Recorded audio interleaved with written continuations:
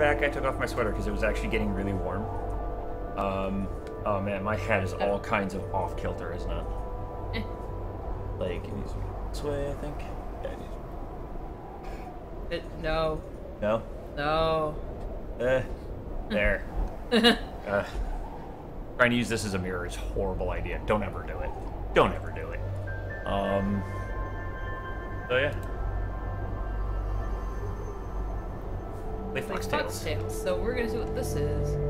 Oh no, we haven't bought it yet. Oh.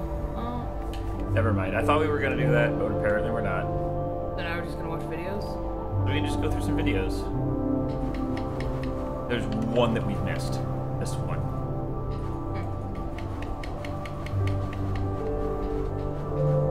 Let's take a look at foxes. Foxes. Lots of people like foxes. Look at him go. When I was growing up, my grandpa had a pet white fox. If you're a good friend with a fox, when there's danger abound, they try to keep you from getting into trouble. They pull tricks here and there, and foxes are like spoiled little kids in a way. When you let her out, she'd go prancing out in the snow, jumping in the air. I know she was happy then. Come running at me and jump on my chest, knock me backwards, lick my face, and I try not to let it. So that was my memory of my grandpa's pet fox. And that's why I think that was in the game. Scrimshaw as an art style. So Scrimshaw is this really beautiful method of art that's done either on baleen or ivory, and traditionally it was used to tell stories. Each etching is telling a story of some event. Caribou hunting was taking place. This is what was going on. War began around this time, and so it sort of gives you a timeline of history through etching. An elder or the person who carved it would literally be able to read the Scrimshaw story. They're like reading a book, in a way. A lot of the storytelling traditions would be things that after the storytelling was done, we'd just rely on the next person telling it.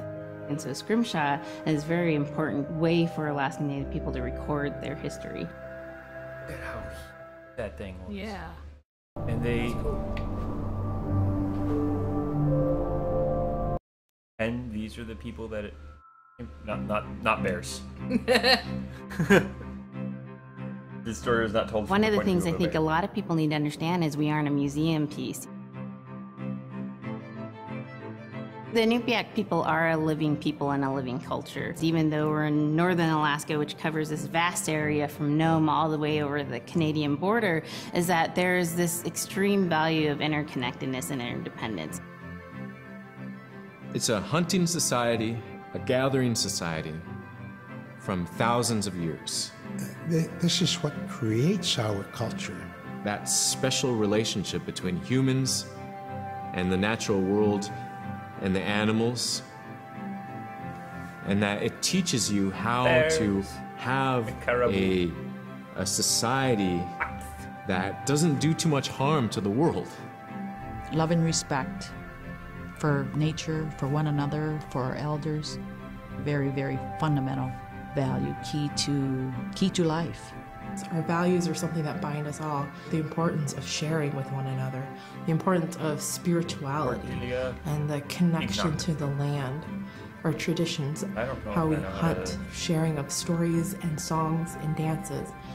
I'm Inupiaq. I'm from the Arctic Ocean. I am Inupiaq. It's very important to me. It's who I am as a person. Dude with that Geordie face, though. We're very proud of who we are, and we want to continue that. Look at him go.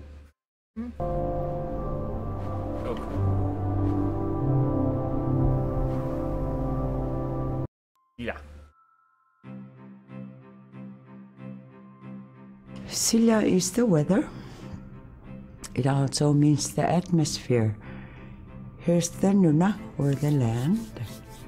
And it's anything from the land into the moon, the sun, the stars. That's Sila. It's a very spiritual, and we have a relationship with Sila. Sila has a soul in the same way we do as people, in the same way animals do.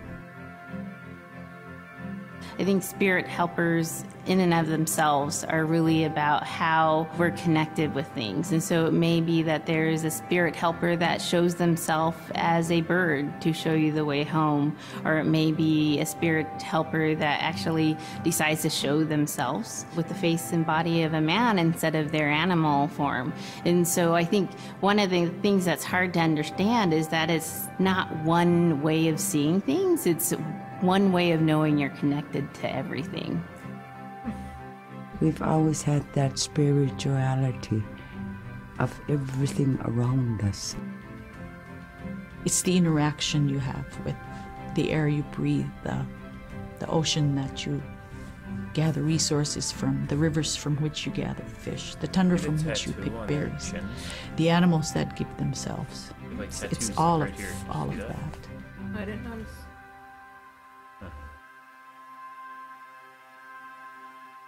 Well, if we can get a different one. Heartbeat of the community. Drum is something that's common to all cultures in Alaska. All cultures have a drum that may have some stylistic differences or differences in the materials that it's made, but it's still in recognition of life and vitality. And the drum mirrors the heartbeat.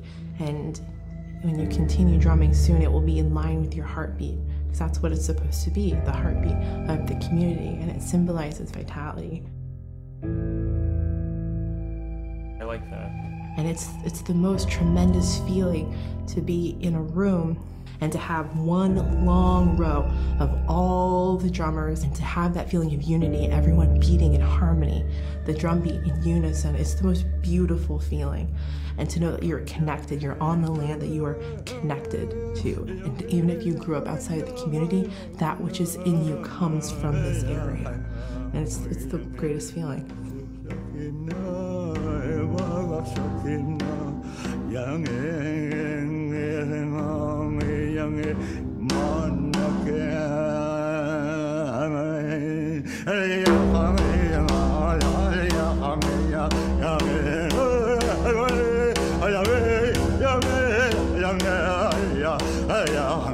That is so cool.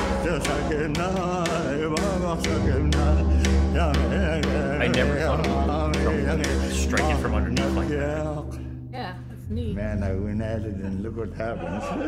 He broke his drumstick! That was so cool. I love this whole thing. And I really love, like, the whole idea, how much information about the culture that they packed into these cultural insights. They're so important. Mm-hmm. And I think it's a great way to give back to the culture that gave you this game, is to, like, truly allow them to represent themselves. Mm-hmm. That is so great. Northern Lights. When I was young, my mom, whenever the Northern Lights came out, she'd just whistle. Boy, they come alive. Just keep whistling and that Aurora will, just like, you know, you can almost hear it. And then she explained to me a little bit later that those are children, and children who've passed away when they were children. You don't want to draw them in too much, you know, is what she said, because then they could play football with your head, play Eskimo football, and that's what they want to do. They're always playing, those children up there. Don't play out without your hood on. If you don't have your hood on, the Aurora person is going to come down and chop your head off and play ball with your head. It wasn't like they were trying to do bad. you know, or it was like a scary story or anything like that. It was just, that's how it was. That's what it was.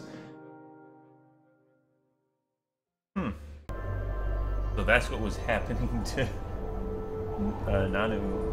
Oh my gosh. The Manslayer. Mr. Shooting Fire. So a recurring type of character in Inupiaq stories is the Manslayer. And the Manslayer is kind of this bad guy. And I think really what's at risk when the Manslayer comes into story is the livelihood of individuals and the whole community. And so the Manslayer is really used as a way to say, don't act only for yourself, always hold the community in your heart. Oftentimes in these stories, there is one person that will stand up. And what this humble person will represent, who faces that Manslayer, is a return to order, a return to true living in the community. And it just takes that one person. It could just be that one person that can help to change everything. Because everyone wants to live a good life. Everyone wants to have a good community. That is awesome that they use him like that. Kunuksayuka. I think I'm saying that right. With the story of Kunuksayuka, told by Robert Cleveland, it's just a masterwork. It's a well-known story among the Inupiaq people, and in our case, of producing a video game that really reflects indigenous heritage. It captures the imagination, and it's something that you have a very specific kind of task to do. There's a blizzard, you know, and it is just a non-stop blizzard that is overpowering the people, and there's one man that wants to figure it out. And in our case of the story, it's a girl that wants to find the source of that blizzard. The blizzard man, it's like that is the physical embodiment of an element of nature. And so there's a person that needs to go up and take away that adze, that's chipping away that snow. In that community, the person least expected is the one who stands up and makes the difference. Humility is something that we value, and where that comes from is the idea that you are not the biggest thing in the world. And when you live in an extreme environment like where the Inuit reside, you are at the whim of the environment, of the climate, of the animals. You can be as prepared as you can, you know, by learning from your elders that, you know, you're not the biggest force in the world.